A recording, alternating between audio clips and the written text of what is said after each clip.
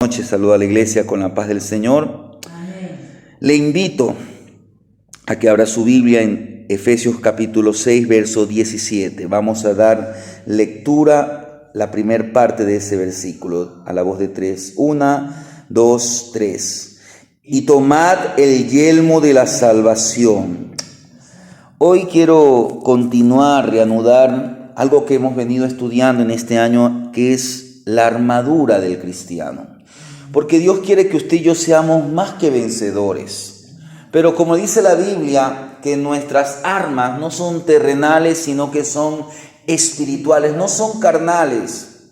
Y son para derribar fortalezas, para vencer a los diferentes gigantes y a los diferentes enemigos que se nos presentan. Cuando el sargento Tálamos Luis atravesaba un poblado situado esto al oeste de Afganistán. Esto ocurrió el 4 de octubre del año 2012. Oyó una ráfaga de disparos. Una ráfaga procedente de un rifle enemigo lo alcanzó en la cabeza, tirándolo junto al camino. Y Luis estaba aturdido, sentía un ruido en los oídos y le dolía la cabeza. Sin embargo, de alguna manera seguía vivo. Pero no era de ninguna manera, era por una razón. Era gracias a su casco avanzado. Un casco avanzado de combate. Y esto él, más adelante, cuando estaba en una dependencia médica, él supo de que ese casco era eficiente. Su casco a prueba de balas lo había salvado de una muerte segura. Me recuerdo que cuando estuvimos en Bucay, conocimos a un hermano que había sido militar y él tuvo un accidente. Iban dos en diferentes motos, pero parece que la moto del uno se averió y los dos siguieron en la moto que estaba buena. Más adelante tuvieron un accidente. El uno sobrevivió, el otro falleció. ¿Cuál era la diferencia? Que el que sobrevivió tenía puesto el casco. El sargento Tálamos, después de que inspeccionó su casco, él dijo con asombro: es verdad que funciona. Hablando de su casco. Este soldado cumplió 4 misiones por alrededor de 20 años en el ejército de los Estados Unidos, y él dice la siguiente frase: los soldados nos quejamos acerca de un montón de cosas. Yo creo que el pastor Héctor hizo el servicio militar, se lleva bastantes cosas en la mochila, es pesado el material. Es pesado, mayormente cuando es el armamento, porque lo demás es carpa, cosas para dormir en el monte, en la montaña, en la selva, sea donde el terreno sea. Pero mire, es pesado, pero es necesario. A veces las personas, los soldados se quejan. Dice que él decía: este era una de mis cosas principales cuando íbamos a cumplir la misión. Se quejaba, pero dice ahora: ya no me quejo de él, soy un testimonio vivo. Y es que Pablo comprendía, recuérdese que él insiste: tomad toda la armadura.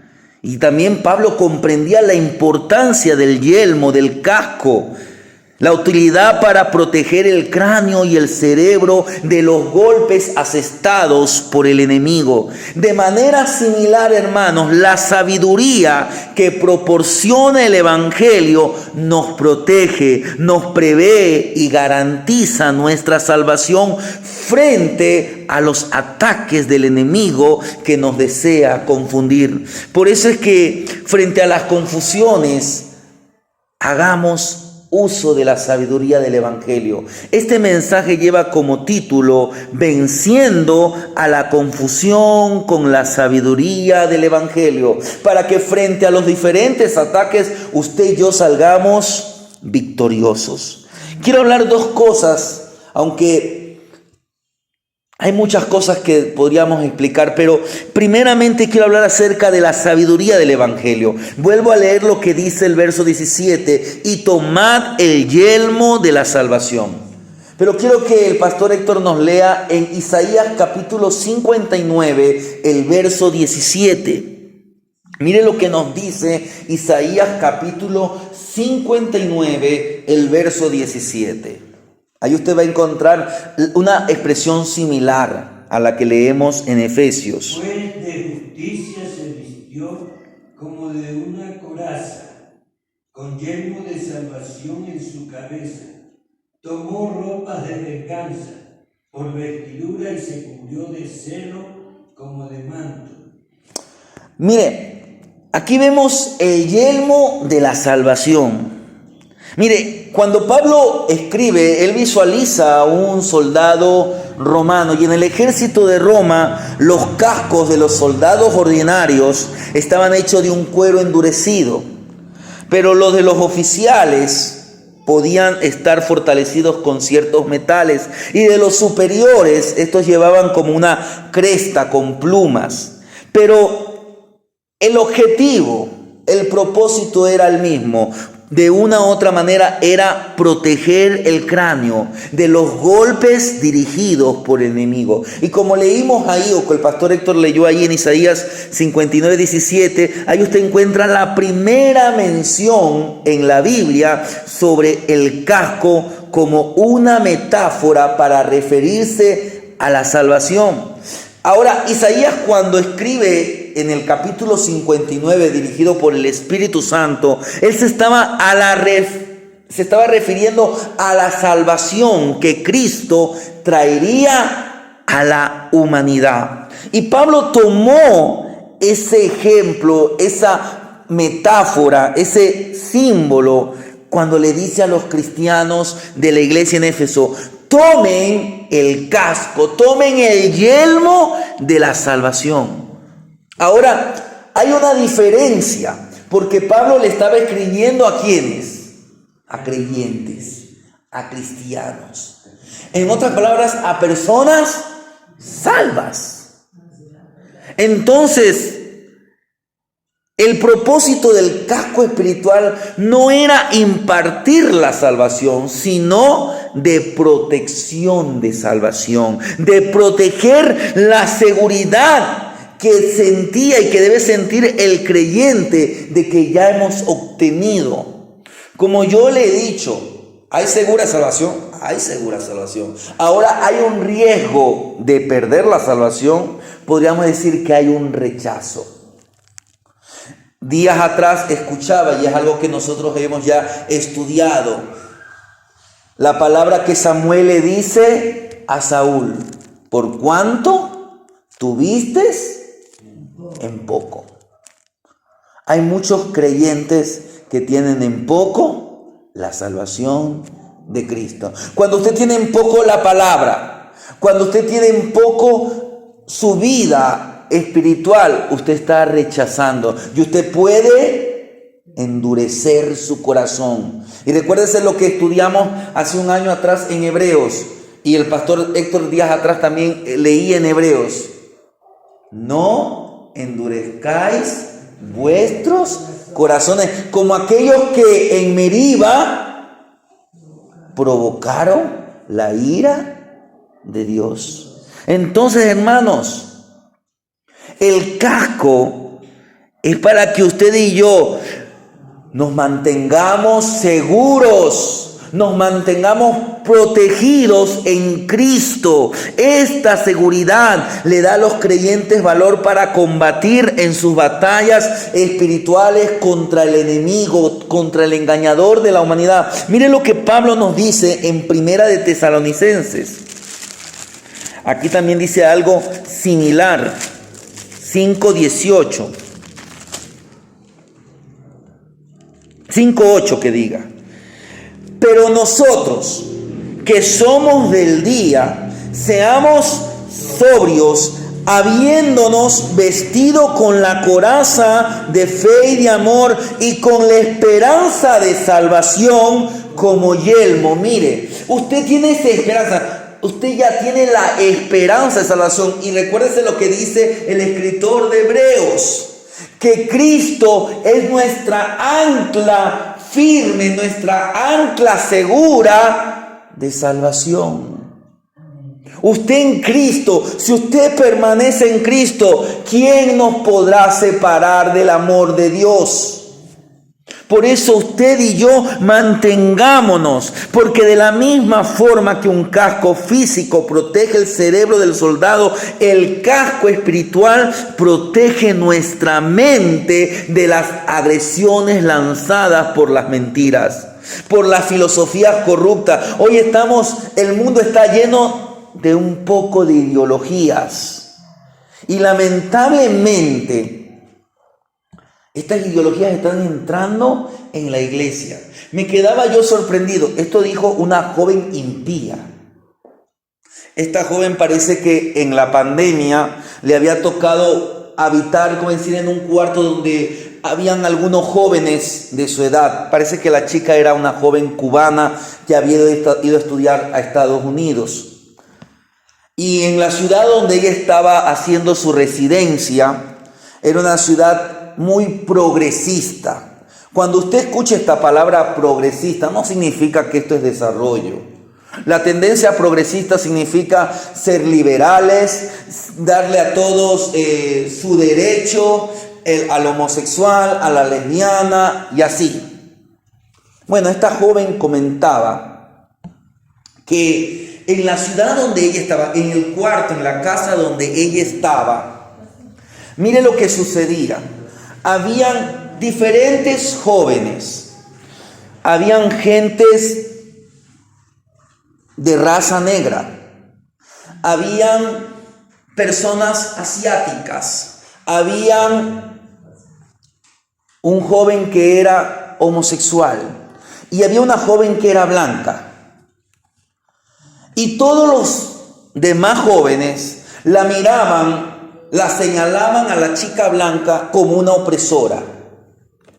¿Por qué? Porque la idea es que los blancos han sido los opresores a través de las diferentes épocas. Y claro, ha habido eso, sí ha habido. Pero la Biblia dice que los pecados de los padres no serán sobre los hijos. Y esta joven en el tiempo de la pandemia era la que la acusaban, la que la señalaban. No es que tú no sabes lo que es ser homosexual. ¿Y qué culpa tenía esa joven? Y esta joven que hablaba, es una youtuber cubana, decía: yo al principio tenía estas ideas progresistas, pero yo las he abandonado, porque esto destruye la sociedad. Y esta era una joven impía. Y hoy en muchas iglesias cristiano-evangélicas se está abogando por estos disque que derechos. Dios es el que estableció la ley y todos y cada uno de nosotros vamos a dar cuentas a Dios. Y para que usted y a mí no nos llenen de ideologías baratas, de ideas corruptas, usted tiene que ponerse el casco de la salvación, porque Satanás está lanzando mentiras, confusiones de pensamiento. Estas son las armas que él usa. ¿Para qué? Para quebrantar a las personas. Muchos están hablando de que esta generación, porque no sé si usted alguna vez ha escuchado que hay diferentes generaciones. Por ejemplo, si usted nació en los 40 y pico, usted es un baby boomer. A esos le llaman los que nacieron en la posguerra, hablando de la Segunda Guerra Mundial. Y ahí vinieron diferentes generaciones. Si usted es de los 80, de los 90, usted es un millennial. Si usted nació después, usted es de la generación Z. Pues a esa generación y a la nueva generación que le están llamando la generación post-pandemia, le están llamando la generación de cristal. ¿Por qué? Porque la mínima cosa los ofende. ¿Pero por qué?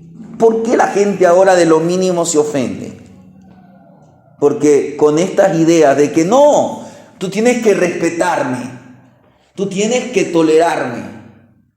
Recuérdese lo que veíamos por la mañana. ¿Quién se puede enojar contra Dios? Pero hoy, háblele usted a la gente de Dios. ¿Qué le dice? No, respete mi religión, respete mi pensamiento. No. Dios está aquí para confrontarnos, hermanos. ¿Y cómo nos confronta? Por su palabra, porque la palabra es una espada. Y si Dios nos permite, en una próxima enseñanza hablaremos acerca de la espada.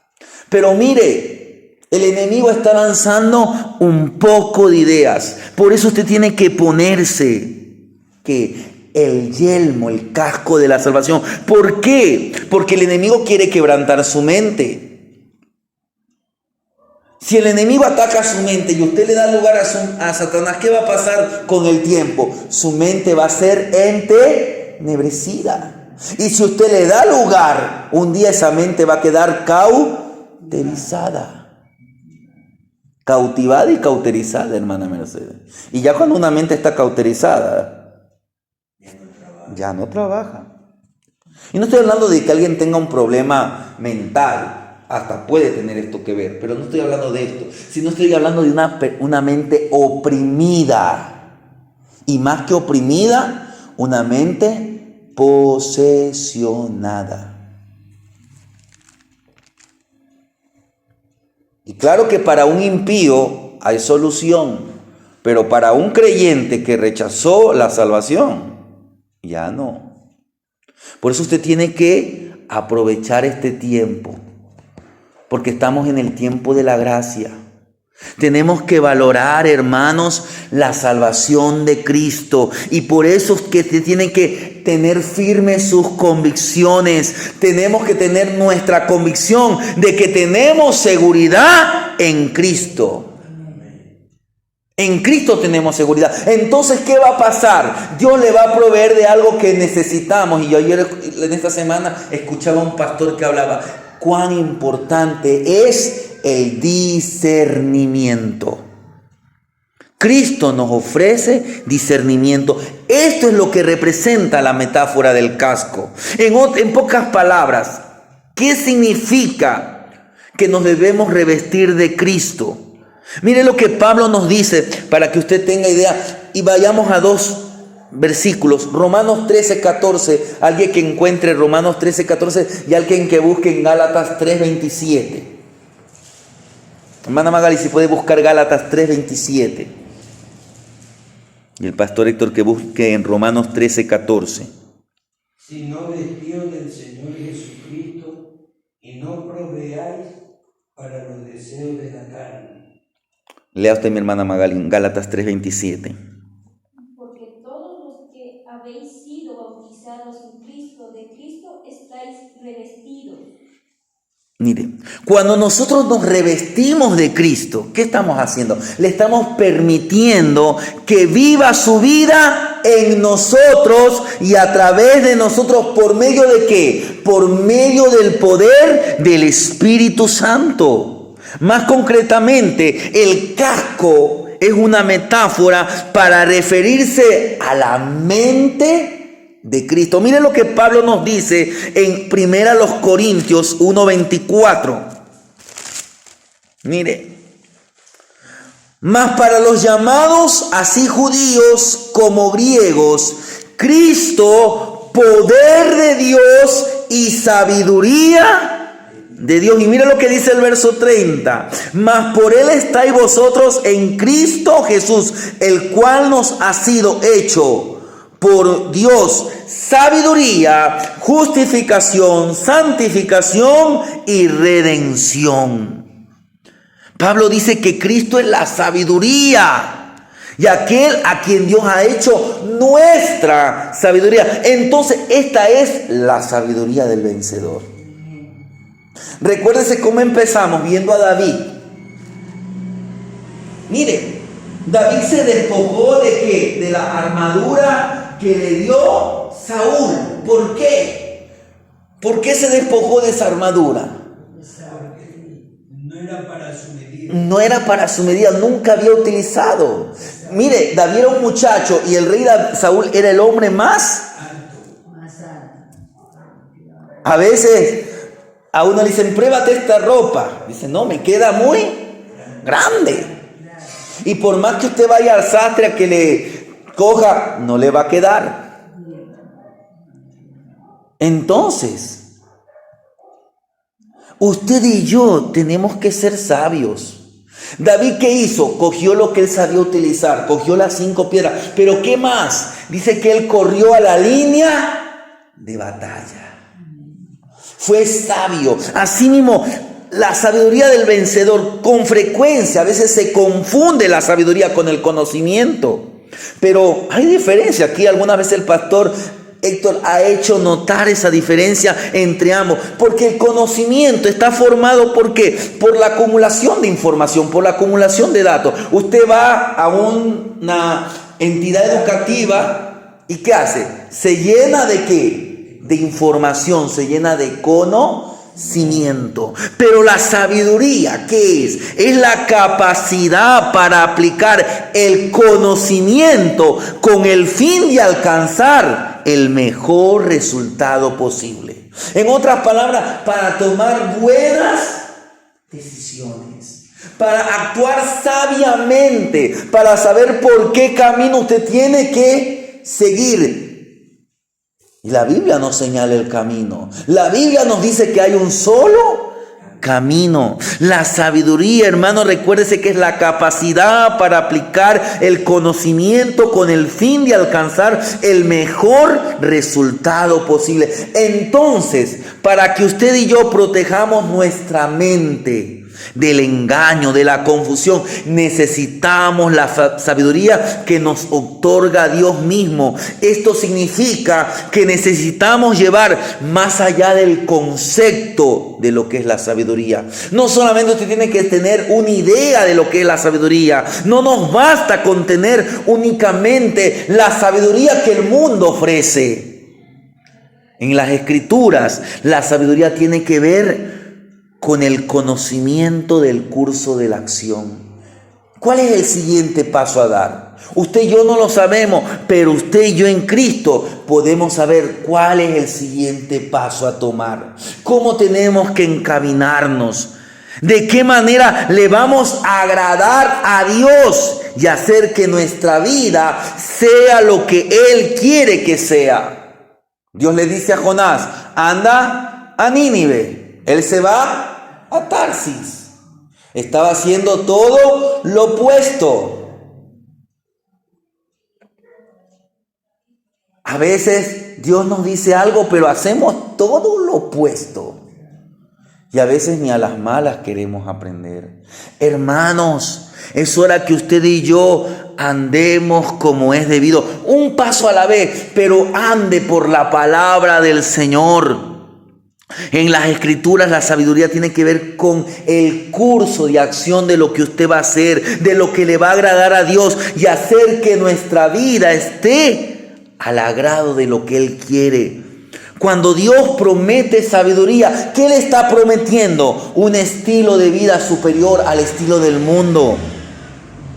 Nos garantiza que por medio del don de la sabiduría vamos a hallar su voluntad. Mire lo que nos dice Pablo en la carta a los Romanos en el capítulo 12, el verso 2. Dice Pablo, no os conforméis a este siglo, sino transformaos por medio de la renovación de vuestro entendimiento, para que comprobéis cuál sea la buena voluntad de Dios, agradable y perfecta. ¿Por qué muchos cristianos, por qué muchos creyentes no crecen? Porque no se han despojado. Porque todavía vienen con ideas, con conceptos. Es que si yo estuve en un sindicato, pensamos que las normas de un sindicato se tienen que aplicar en una iglesia. No. Si yo estuve en un partido político, si yo estuve antes con los testigos de Jehová, con los mormones, y no se despojan. Hoy día yo leía en Hechos 15.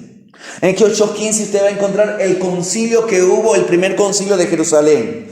Porque ahí habían un grupo de fariseos que ellos les decían a los apóstoles que les enseñan a los gentiles que se debían circuncidar y guardar las normas de la ley. Estoy hablando de las tradiciones. Pablo también era un fariseo. Pero ¿cuál fue la diferencia entre Pablo y estos otros fariseos? Pablo dice, por cuanto para mí todo era ganancia, hoy lo tengo como pérdida. ¿Qué él hizo? Él se despojó de su teología farisea, de todo lo que él aprendió, y él se humilló y se quedó callado, escuchando lo que el Señor le enseñaba, estando a los pies del maestro.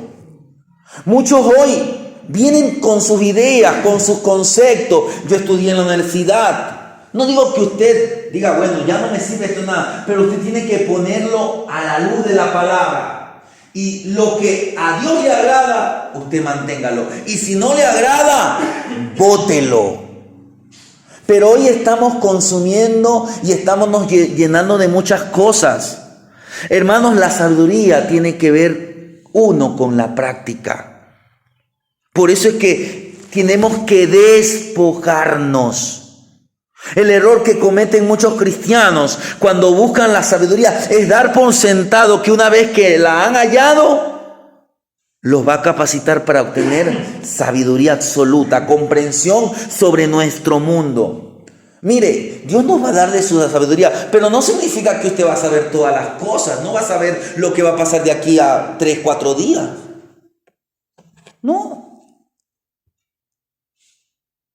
No, Él le da sabiduría para que usted sepa cómo vivir, cómo hacer la voluntad agradable y perfecta. No significa que usted va a entender todos los misterios. Sin embargo, para usted, para nosotros, ¿qué nos va a dar la sabiduría? Nos va a dar un patrón general del universo. Nos va a dar una idea, pero no vamos a saber todo. Usted no es que va a saber de forma exacta cómo todas las cosas se van a desenvolver de aquí por adelante. No, va a haber aflicciones, van a haber momentos difíciles. Pero si usted se mantiene seguro en Cristo, aunque no se le muestren los planes a largo plazo, usted confía en el Señor. Usted sabe que, como dijo el apóstol Pablo, mi Dios pues suplirá. No es que usted va a saber todas las acciones que vienen por delante. No es que usted va a saber lo que va a pasar el año próximo, no. A veces la gente se apresura.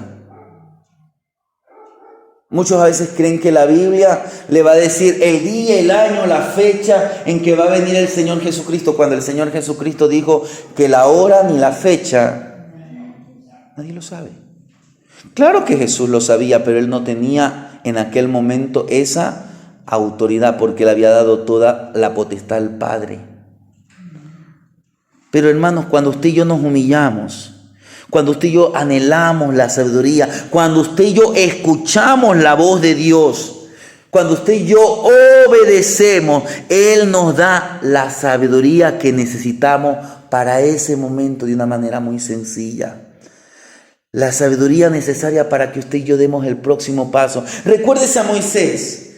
Moisés está frente al mar. ¿Qué es lo que Dios le dice? Extiende la vara. Avance. Y tú extiende la vara. Él no sabía lo que iba a pasar más adelante. Le estaba dando una orden a la vez. Una orden a la vez. A veces Dios nos muestra muchas cosas. A veces nos muestra una sola cosa. Mire, Dios le dice a Pedro, le muestra la visión de aquel lienzo. Al principio Pedro no entendía. Más adelante, ¿qué le dice Dios? Mira, ahí vienen unos varones. Anda con ellos. Cuando Pedro llega a la casa de Cornelio, ahí Cornelio le da la demás información. Un paso a la vez. Ser vencedor no es algo que nosotros logramos por medio de nuestro propio poder, de nuestra propia sabiduría, sino al estar dispuesto a acatar la orden, la dirección, la disposición de Dios para nuestra vida, buscando ser obedientes, ser fieles al plan general, al plan específico que Dios tenga para su vida. Por eso es que la sabiduría también tiene que ver con perspectiva, con visión. Veíamos por la mañana que la visión de Jonás estaba mal.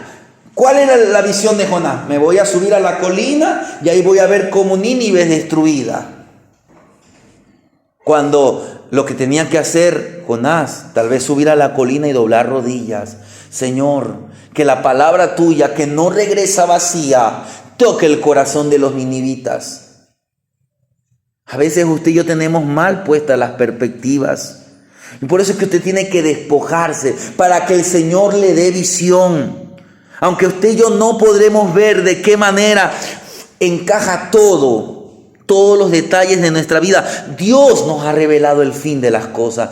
Él está por venir. Usted no sabe si vamos a terminar este día, pero usted y yo tenemos que estar expectantes en que Cristo viene. Y sea que nosotros nos vayamos en el rapto, o sea que la muerte nos sorprenda, nos llegue la hora de nuestra muerte. Si usted está en Cristo, usted está seguro. Y a pesar de que hoy nos rodea tanta confusión, usted y yo debemos mantener los ojos en el premio, en la esperanza de nuestra futura y eterna salvación por medio de Cristo. Y usted y yo vamos avanzando por la vida a la luz de la eternidad. En términos más ordinario, vivir sabiamente lo que significa es vivir teniendo la mente, el cuadro general, sin importar lo que nos suceda. Aunque usted no sabe lo que va a pasar mañana, pero usted sabe que Cristo viene. Y usted está como Abraham, que dice que Abraham estaba buscando la ciudad cuyo arquitecto era Dios. Aunque Abraham vivió en carpas, mire, era un hombre millonario, era un hombre rico. ¿Y por qué nunca hizo una casa? ¿Por qué no se hizo una propiedad? Porque él estaba buscando la ciudad cuyo arquitecto era Dios. Y por eso es que usted y yo un día lo vamos a tener allí. Mire que Abraham dice que cuando Lázaro fue al lugar de descanso, ¿a dónde fue? ¿Al seno de Abraham? ¿Por qué? Porque Abraham es el padre de la fe. Entonces, hermanos, para finalizar, quiero hablar de que usted y yo busquemos la salvación. Y para eso busquemos la sabiduría, porque usted ya tiene la salvación. ¿Y cuál es el libro que nos habla mucho de la sabiduría? Pastor Héctor, ¿cuál es el libro que habla sobre la sabiduría? Bueno, tenemos Proverbios. Exacto. Sí, tenemos, pero Proverbios mire lo que dice, el principio. Entonces vayamos a Proverbios, mire lo que dice Proverbios 3:13. Y aquí ayúdeme usted encontrando las citas porque vamos a tener muchísimas citas en Proverbios. Mire lo que dice Proverbios 3:13. Bienaventurado el hombre que halla la sabiduría y que obtiene la inteligencia. Mire, de una u otra forma, la mayoría de nosotros le hemos pedido a Dios que nos guíe, que nos dé sabiduría en algún momento. Cuando usted lee, cuando usted medita, cuando usted estudia este libro de Proverbios, hallamos que Dios les ha hecho numerosas promesas a aquellos que buscan, a aquellos que obtienen sabiduría. Mire lo que nos dice aquí mismo en Proverbios capítulo 8, el verso 11.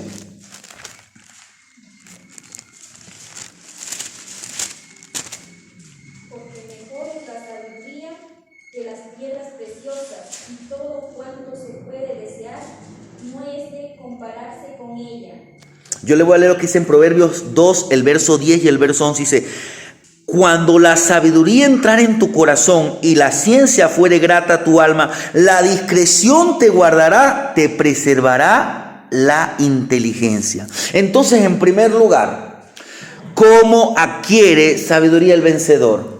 Y ahí tenemos que recordarnos lo que nos dice el apóstol y pastor Santiago. Santiago dice, si alguno tiene falta de sabiduría, pídala a Dios. Eso está en Santiago 1:5. Entonces Dios está ¿qué? Deseoso de sembrar en nosotros esas semillas de su sabiduría. Pero antes de que ésta pueda echar raíces, necesitamos que usted y yo preparemos el suelo. Y nos preparamos cuando usted y yo adoptamos actitudes, 4 actitudes básicas. Y esto, ¿cuáles son? Primeramente, humildad.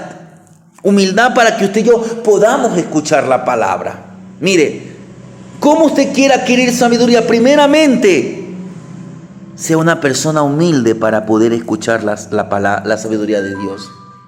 Recuérdense lo que yo le dije hace un rato. Mucha gente viene con ideas, con conceptos y no se despoja. Y para que usted y yo nos podamos despojar, necesitamos ser humildes. ¿Para qué? Para poder escuchar la sabiduría de Dios.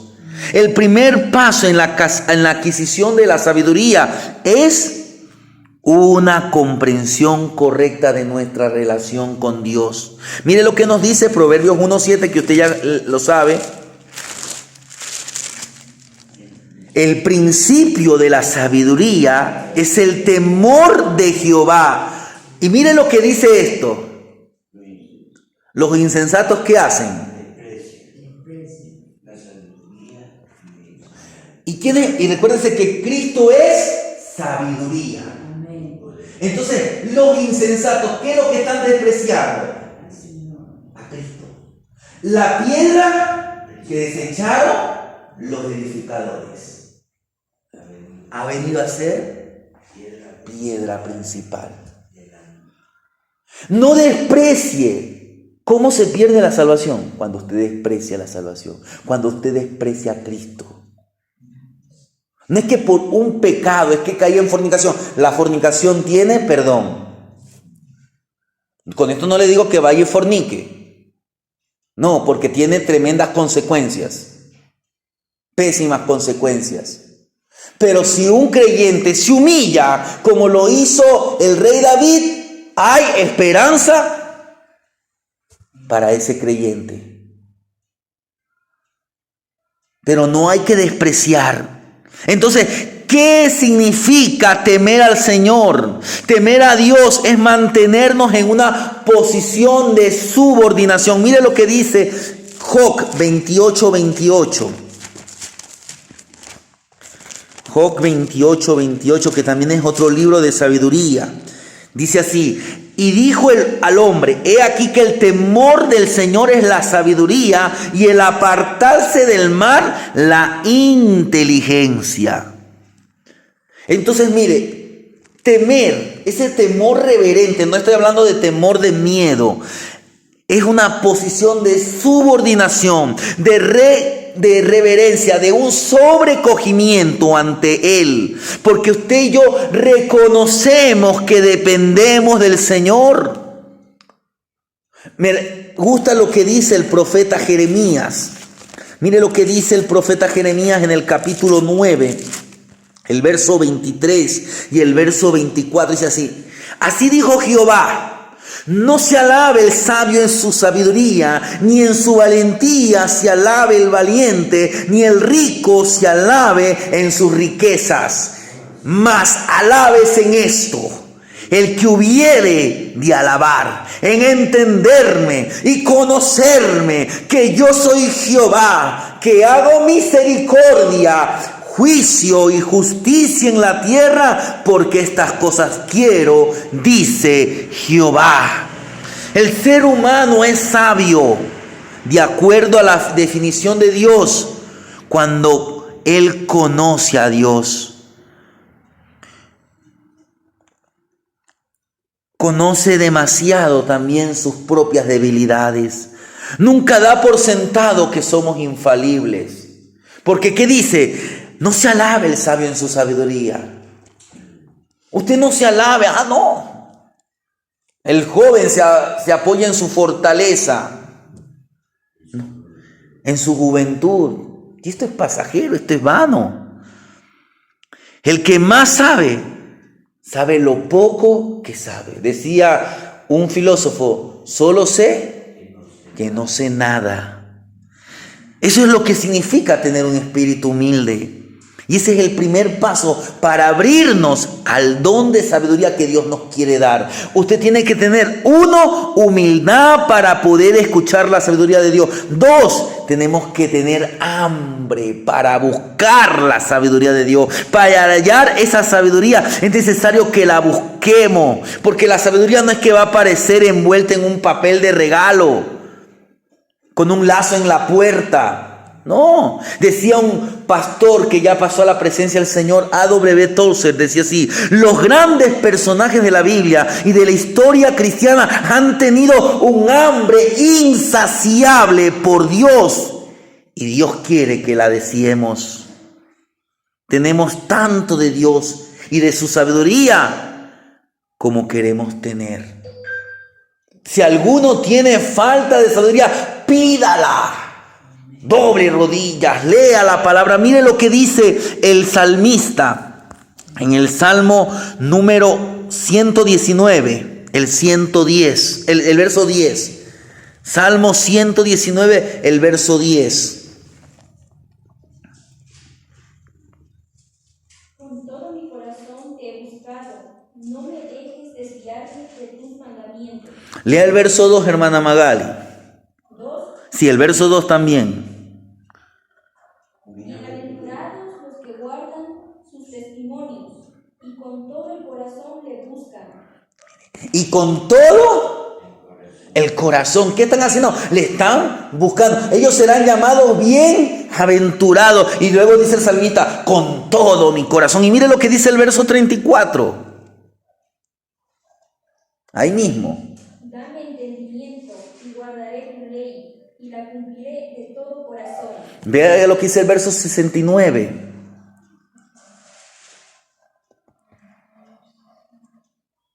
Contra mí forjaron mentira los soberbios, mas yo guardaré de todo corazón tus mandamientos.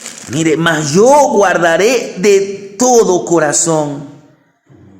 Y mire lo que le voy a leer en el 145 de este mismo salmo.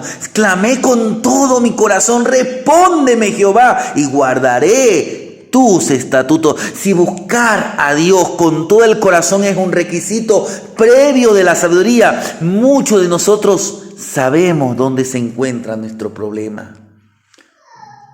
Ahí está el problema, porque no buscamos.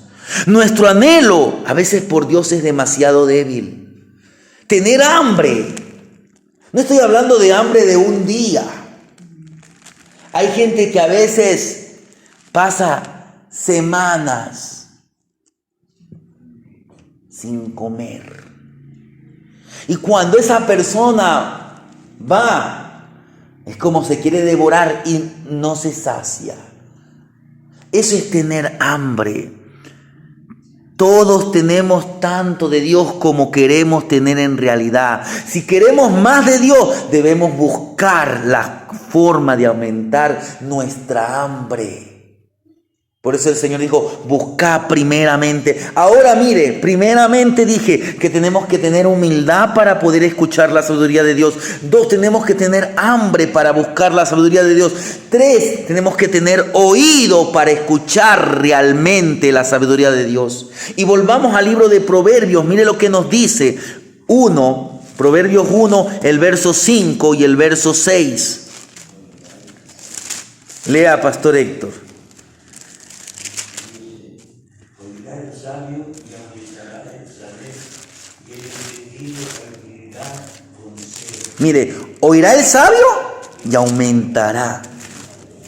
¿Por qué? Porque es un oído que está para escuchar. ¿Y de quién vamos a escuchar? ¿De qué sabio?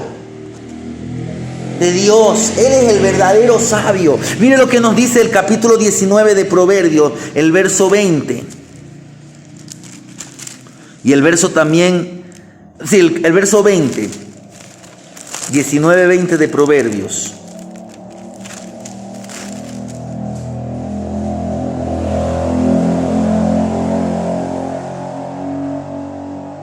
Escucha el consejo y recibe la corrección para que seas sabio en tu vejez. Mire, para que seas sabio en tu vejez.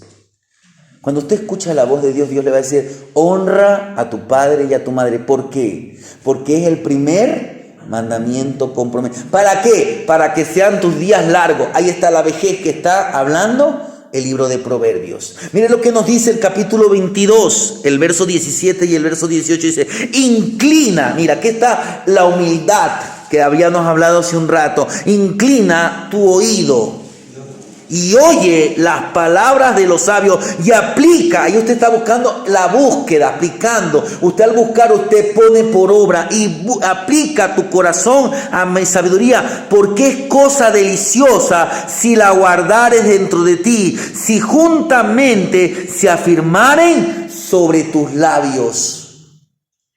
Hermanos, tenemos que tener oído para escuchar realmente la sabiduría. Dios tuvo una razón para darnos 2 oídos, 2 orejas y una sola boca.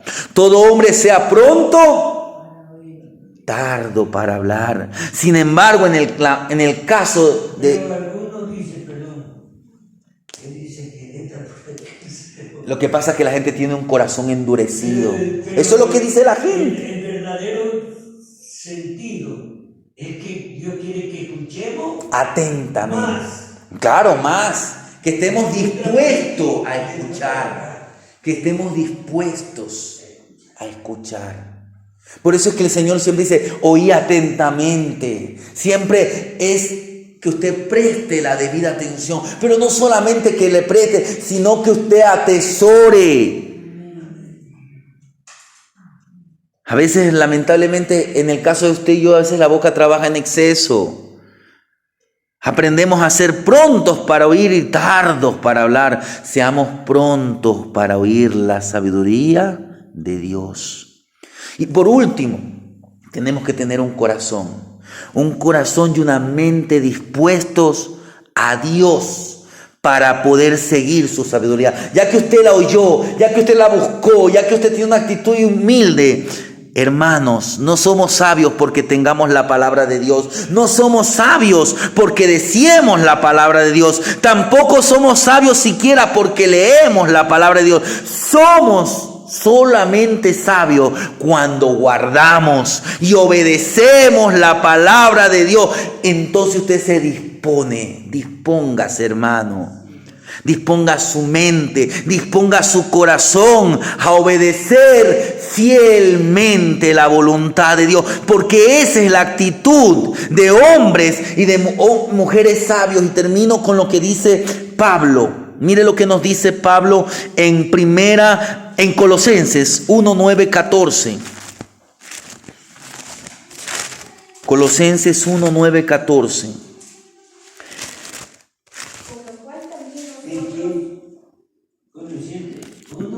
1 del verso 9 al verso 14. Colosenses 1 del verso 9 al verso 14. Por lo cual también nosotros, desde el día que lo oímos, no cesamos de orar por vosotros y de pedir que seáis llenos del conocimiento de su voluntad en toda sabiduría e inteligencia espiritual, para que andéis como es digno del Señor, agradándole en todo, llevando fruto en toda buena obra y creciendo en el conocimiento de Dios, fortalecidos con todo poder, conforme a la potencia de su gloria, para toda paciencia y longa unidad, con gozo dando gracias al Padre que nos hizo aptos para participar de la herencia de los santos en luz, el cual nos ha librado de la potestad de las tinieblas y trasladado al reino de su amado Hijo, en quien tenemos redención por su sangre, el perdón de pecados. Mire, en casa medite, vuelva a meditar, pero partiendo del verso 9 nos habla acerca de qué, de esa sabiduría e inteligencia espiritual. Pero todo esto hace para que usted continúe avanzando y hasta el verso 14 usted llega al fin. ¿Cuál es el fin de esta sabiduría? Que usted pueda decir: en quien tenemos redención, en quien tenemos segura salvación por su sangre. Usted ya es salvo. Pero la cosa es que estamos cuidando, estamos valorando, estamos apreciando el sacrificio de Cristo, en quien tenemos redención por su sangre, el perdón de pecados. Porque si no, estamos actuando como necios. y no como sabio. Entonces, el sabio aprovecha bien su tiempo. Es de trabajar, trabaje. Pero primero, dele lugar al Señor. Acuérdese lo que ocurre entre dos mujeres, María y Marta. Ella estaba a los pies del Señor. Entonces ahí usted va a tener esa sabiduría, porque usted sabe que es salvo. Usted puede ser que no tenga nada, pero sabe que tiene lo más importante. Tenemos redención por su sangre, el perdón de pecado. Y con Cristo lo tengo todo, como decía en otras palabras el profeta Habacuc. Y usted avanza, y usted sabe que cogido de la mano del Señor, usted va a vencer. ¿Y esa sabiduría cuál es? Santiago dice en 3:17, pero la sabiduría que es de lo alto es primeramente pura, después pacífica, amable, benigna, llena de misericordia y de buenos frutos, sin incertidumbre ni hipocresía. Esa es la sabiduría que Dios quiere que usted y yo tengamos. ¿Sabiduría para qué? Para vencer la confusión. Y termino con una reflexión del pastor Billy Graham. Muchas veces él relataba una historia. Billy Graham relataba la historia de un joven presidente de una compañía. Este joven presidente oraba de rodillas en su oficina todas las mañanas. Su secretaria sabía la forma de bloquear a todos sus visitantes hasta que terminara su cita diaria. En una ocasión en que el jefe de la junta de la compañía quería ver al presidente de manera inmediata, los intentos de la secretaria por posponer la reunión fueron inútiles y este hombre entró. El jefe de la junta entró de repente en la oficina del presidente y lo encontró orando de rodillas. Entonces este hombre se retiró de manera silenciosa y le pregunta a la secretaria: ¿esto es normal? ¿Esto lo hace todos los días? Y ella le dijo que sí. Y el hombre, este hombre que había entrado y lo había visto a este presidente de rodillas, él dijo lo siguiente: no en balde yo acudo a este hombre para pedirle que me aconseje. Este hombre ahora era un hombre sabio, ¿pero por qué? Porque buscaba la sabiduría que proviene de lo alto, proviene de Dios. La sabiduría del Evangelio nos guía para que superemos todos aquellos sucesos de nuestra vida que nos crean confusión. Consiste en que usted y yo actuemos con habilidad en lo que nos es conocido y confiemos en Dios en cuanto a lo que nos es desconocido. Cuando actuamos así, nos estamos moviendo hacia adelante continuamente. Estamos caminando a la luz de su sabiduría y vivimos como vencedores, venciendo a la sabiduría, venciendo a la confusión. ¿A través de qué? De la sabiduría del Evangelio de Cristo. Aprendamos a ser más que vencedores. No se olvide de estar siempre con el yelmo de la salvación. Amén.